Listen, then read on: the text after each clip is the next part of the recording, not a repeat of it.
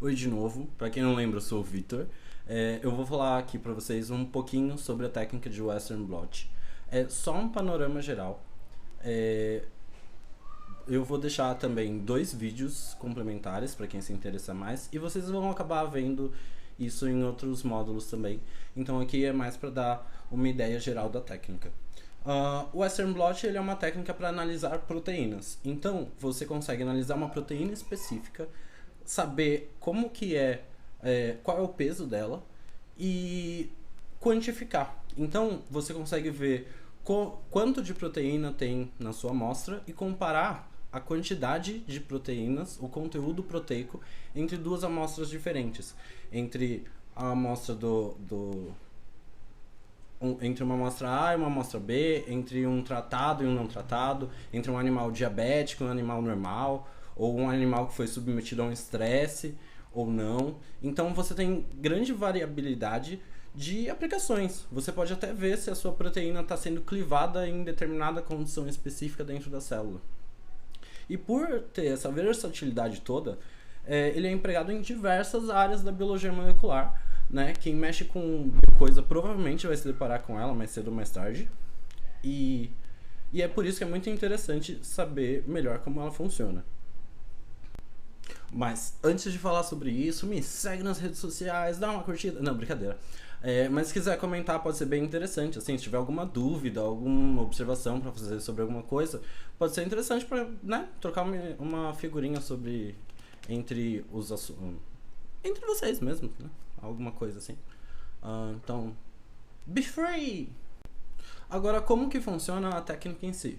Primeiro, você precisa fazer uma extração de proteínas, o que é bastante trivial, porque a técnica do Western ela é bastante robusta nesse sentido, porque as proteínas elas são moléculas que elas são bastante resistentes, e se você tiver alguma impureza de DNA, de gorduras, isso não vai afetar a técnica do Western Blot, elas logo vão ser removidas ou até degradadas naturalmente no processo, enquanto as proteínas vão continuar lá firmemente guerreiras para serem analisadas. Então, geralmente você adiciona um tampão de lise normal, que lisa as células, faz uma maceração e adiciona um inibidor de protease, né, para que as proteínas não sejam clivadas. Em alguns casos, você pode adicionar inibidores para enzimas que podem alterar o seu resultado. Por exemplo, existem as proteínas fosfatases, que elas retiram grupos fosfato, elas desfosforilam as proteínas. Isso pode não ser interessante se você está querendo analisar uma fosforilação em específico. Mas são casos mais específicos, como o meu, e que a gente vai trabalhar mais tarde na dinâmica. Depois disso, a sua amostra de proteína ela é submetida a uma eletroforese. O que é uma eletroforese?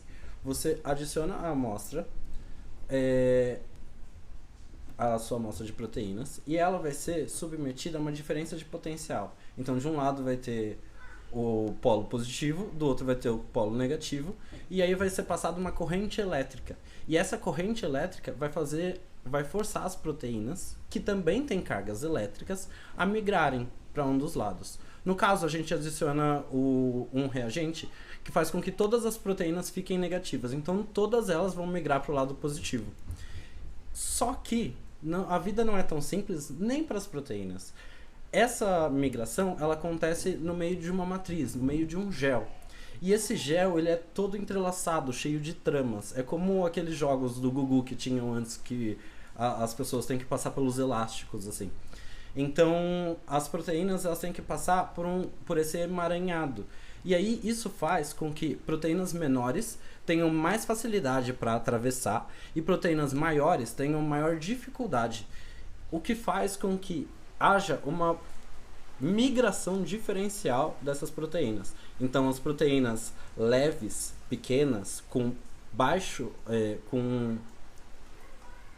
peso molecular, elas vão atravessar mais rapidamente, enquanto as proteínas mais pesadas vão atravessar mais lentamente.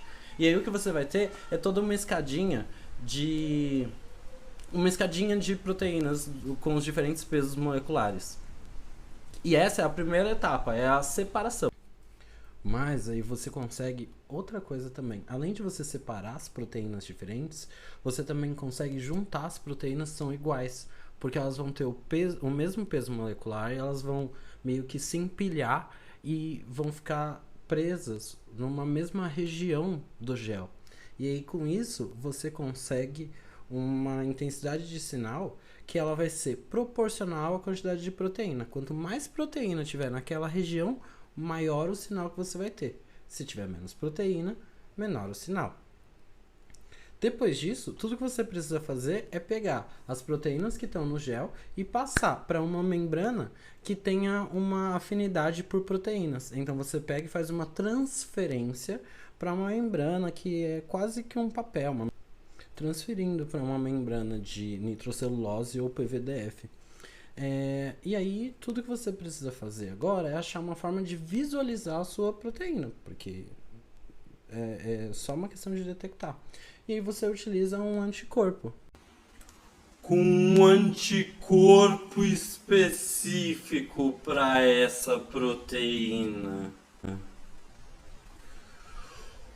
Com um anticorpo específico para essa proteína. Pera. O que é um anticorpo? Os anticorpos, eles são moléculas biológicas, né? Grandes, enormes, né? Eles são proteínas, então eles tendem a ter vários kilodaltons, que são uma invenção do reino animal, menino. Revolucionou a era o reino animalia há muitos anos atrás, porque eles servem para auxiliar no sistema imune. O animal, ele tem células que vão responder a um corpo estranho que invade o sistema dele.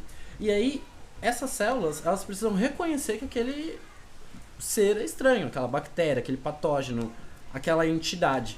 Então, ele desenvolveu os anticorpos, que tem um formato em Y. Né? E esse anticorpo, ele vai reconhecer essa molécula estranha. A molécula que o anticorpo reconhece, a gente chama de antígeno. Então, cada anticorpo reconhece especificamente um antígeno. Como que funciona o anticorpo? Ele tem uma parte que ela é conservada, então todos os anticorpos daquele animal vão ser iguais. Então, o anticorpo de coelho, essa parte aqui é conservada. E tem essa parte aqui da abertura do Y, do Stilling, que ela é variável para cada antígeno. Então, onde aqui o antígeno é positivo, na região complementar do anticorpo vai ser negativo.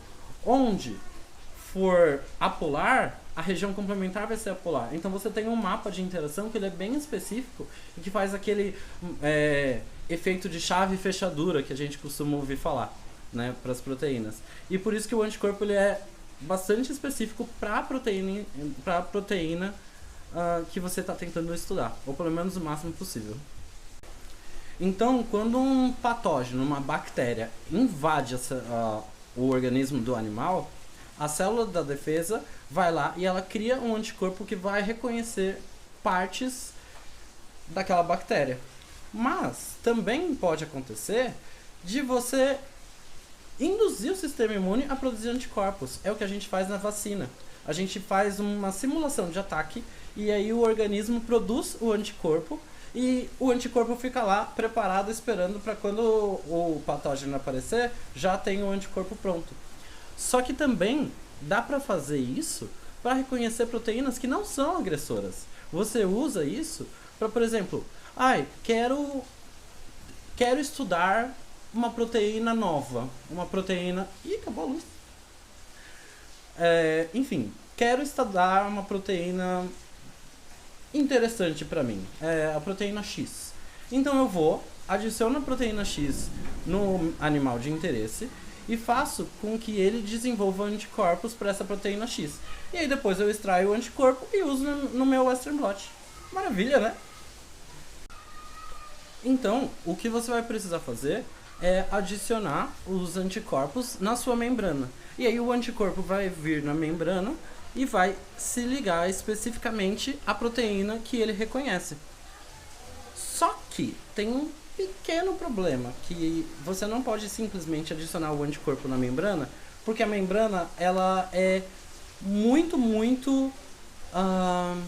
ela se liga muito fácil com proteínas, já para deixar as proteínas fixadas. E o anticorpo, ele é uma proteína, então ele pode acabar grudando em qualquer lugar. É por isso que antes de adicionar o anticorpo, a gente precisa preencher cada buraco vazio com uma solução de muitas proteínas. Por exemplo, um pouco de leite.